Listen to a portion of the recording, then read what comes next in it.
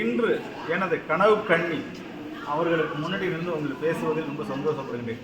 கனவு கண்ணி இல்லை நண்பர்களே, என்னுடைய கனவு கண்ணி. கனவு காண்கள் வெற்றி நிச்சயம். உங்கள் ஆண்டு மனதில் நீங்கள் என்ன நினைக்கின்றீர்களோ அது அத்தனையும் அடைய முடியும் என்பதற்கு நான் பல இடங்களில் உதாரணமாக சொல்லிக் கொண்டிருக்கிறது ஜோனா பார்க். அந்த ஜோனா பார்க் ஸ்டெச்சுக்கு முன்னாடி உங்களுக்கு நின்று பேசிட்டு இருக்கிறது ரொம்ப சந்தோஷப்படுகின்றேன். இந்த ஜோனா பார்க் யார் அப்படின்னு நான் பல இடங்களில் கடந்த 4 ஆண்டுகளாக நான் வீடியோவில் பேசிகிட்டு இருக்கேன்.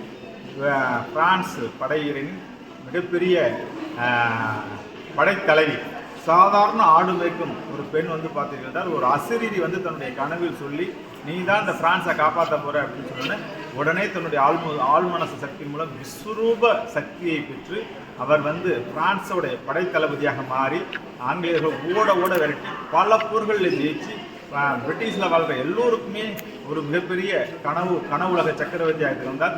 என்னுடைய இளம் வயதில் நான் கல்லூரி காலங்களில் ஜோனா பார்க்குடைய வரலாறை படித்துவிட்டு உண்மையில் நான் மெய் செலுத்தப்படும் 19 வயதில் பிரிட்டிஷ், அதாவது வந்து பிரிட்டிஷை ஓட ஓட விரட்டின பிரான்ஸ் வீரமங்கை ஜோனா பார்க். இந்த ஜோனா பார்க் அப்படிங்கிறது வந்து பார்த்தீங்கன்னா ஒவ்வொரு உளவியல் படித்தவர்களும் உளவியல், அதாவது வந்து உளவியல் ரீதியாக கனவானுங்கள் வெற்றி நிச்சயங்கிற சப்ஜெக்டில் அப்துல் கலாம் சொல்லுகின்றார், நீங்கள் என்னெல்லாம் கனவு காண்டுங்களோ அதெல்லாம் நடக்குங்கிற மாதிரி.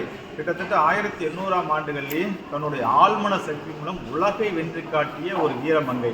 அந்த வீரமங்கையை நம்முடைய அமிதாரா சேனலுக்கும் நம்முடைய தியானிகளுக்கும் அறிமுகப்படுத்த மகிழ்ச்சி கொள்கின்ற என்பதில் ஒவ்வொருவரும் உங்களுடைய வாழ்க்கையில் ரோல் மாடலாக, அதாவது நல்ல பேர் என்னுடைய கனவு கனவு உண்மையான ட்ரீம் கேர்ள் அப்படின்னு கேட்டீங்கன்னா ஜோனா பார்க் தான். ரொம்ப மகிழ்ச்சி கொள்கின்றேன். இந்த பிரான்ஸில் இருக்கிற பாரிஸ் தலைநகரத்தில் இருக்கிற கிராண்ட் பேலஸ் அரண்மனையில் ஜோனா பார்க் ஸ்டாச்சு, அதாவது அவருடைய சிலைக்கு முன்னாடி உங்கள்கிட்ட பேசுறதுல நான் மகிழ்ச்சி கொள்கின்றேன் என்பதை.